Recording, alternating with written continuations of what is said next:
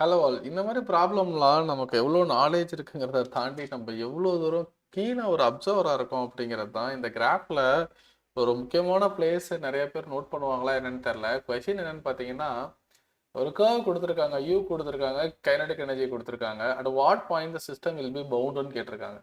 So எப்பயுமே total energy என்னவா இருக்கணும்? டோட்டல் எனர்ஜி நெகட்டிவ்ல இருந்தால் மட்டும்தான் அது பவுண்டு. கரெக்டா?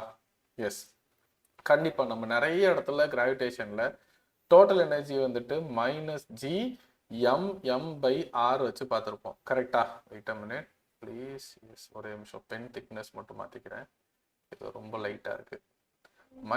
-g m/r. ஓகே, இப்போ இந்த மைனஸ் எதை மீன் பண்ணணும்னு கேட்டால் அது அட்ராக்ஷன் தான் மீன் பண்ணும்.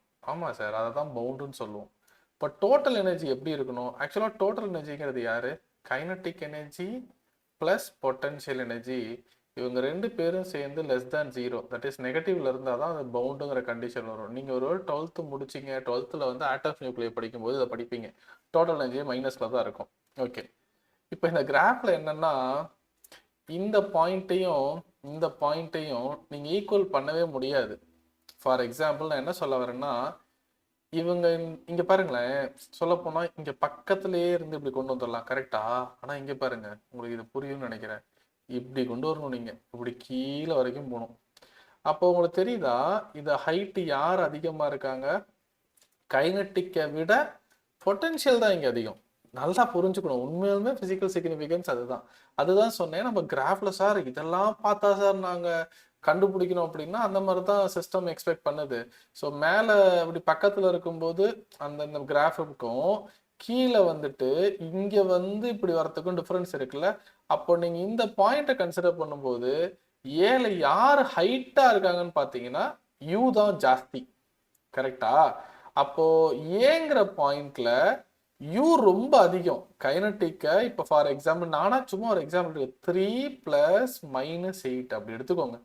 அவ்வளோ டிஃபரன்ஸ் சும்மா வச்சுக்கலாம். -5. அப்போ டோட்டல் எனர்ஜி நெகட்டிவ். ஏல நெகட்டிவ்ல வந்துருச்சு. பவுண்டா? ஆமா, பவுண்டு தான்.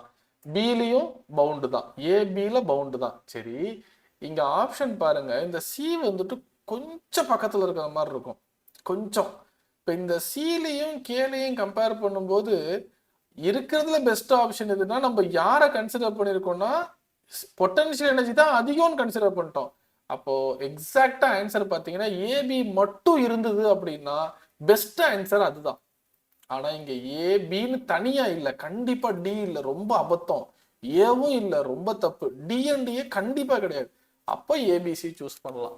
ஒருவேளை இந்த சில ஒரு குழப்பம் வரலாம், ஆனா அந்த குழப்பத்துக்கு இங்க ஆப்ஷன் கிடையாது. அப்ப ஏ அன்பவுண்டு, பி அன்பவுண்டு, சி அன்பவுண்டு. என்னை பொறுத்த வரைக்கும் ஏ கமா பின்னு மட்டும் இருந்தா இதை விட அதுதான் பெஸ்ட் ஆன்சர் அப்படின்னு சொல்லலாம். இந்த இடத்துல ஏன்னா சியோட வேல்யூ என்னன்னு கொடுக்கல, ஒரு நம்பர்ல கொடுத்தா நம்ம ஸ்ட்ராங்கா நம்ம சூஸ் பண்ணிருக்கலாம். இங்க சி ரொம்ப ஒய் ஆக்சிஸ் பக்கத்துல இருக்கு, கே இங்க இருக்கு.